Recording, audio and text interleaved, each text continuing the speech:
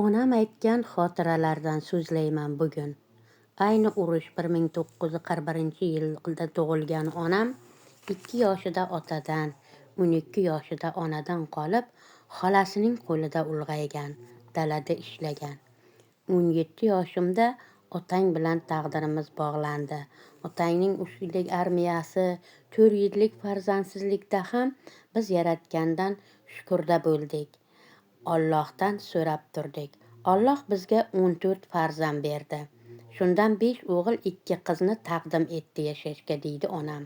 Dehqonchilik bilan, sabr shukur bilan 80 yillik umrimizda doimo bolalar baxti uchun mehnatu duoda bo'ldi, degandek onam.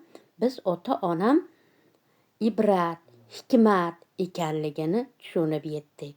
Men ham bugungi kunda duolarimda ularni joylari jannatda bo'lishini hamda doimo yurtimizga, bolalarimizga, zurriyotlarimizga tinchlik hamda barqarorlik, barakotu rivojlanish berishini Allohdan tilayman.